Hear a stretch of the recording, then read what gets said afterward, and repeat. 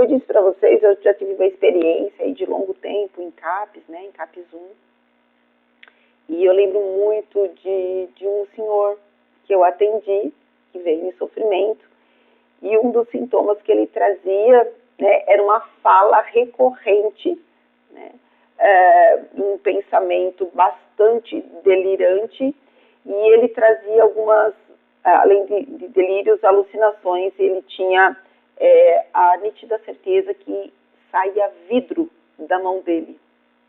E ele tinha um pote de vidro, uma tampinha, e ele ficava com uma pinça tirando da mão dele. Ele falava assim, olha, não para de sair vidro da minha mão, percebe?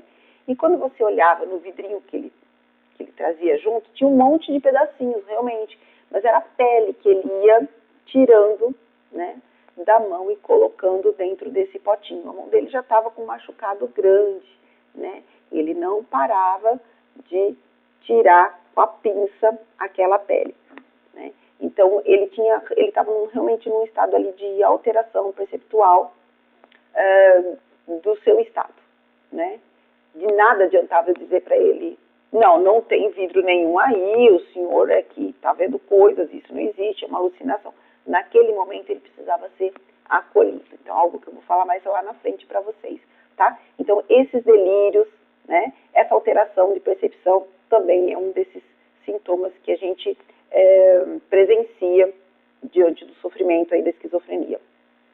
Vozes alucinatórias comentando o comportamento do paciente ou discutindo entre elas sobre o paciente ou outros tipos de vozes alucinatórias vindas de alguma parte do corpo. Então, isso também é muito recorrente. Você vê, é tão forte esses sintomas, meus queridos, que apenas um deles já levanta a primeira bandeirinha para a construção da hipótese diagnóstica, né? Então, vozes alucinatórias. Olha, eu fico falando para mim, ou tem uma voz me falando, ou tem uma voz vindo de algum lugar me falando para fazer isso, ou me comandando, tá? Então, isso também é um sintoma bem recorrente em casos de esquizofrenia. Mais um outro aqui. Delírios persistentes de outros tipos que sejam culturalmente inapropriados e completamente impossíveis. Por exemplo, ser capaz de controlar o tempo ou estar em comunicação com alienígenas, né? Então, isso também é um outro sintoma, né?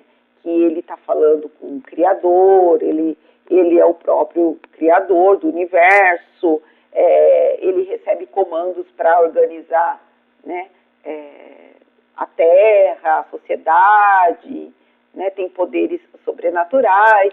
Isso também é um dos sintomas que é classificado nesse primeiro momento aqui, tá? Ou, e agora eu vou falar dessa segunda lista, nessa segunda lista é preciso 2 desses sintomas também para levantar a hipótese diagnóstica de esquizofrenia. Então, 1 da primeira lista, 2 dessa segunda lista, segundo o CID.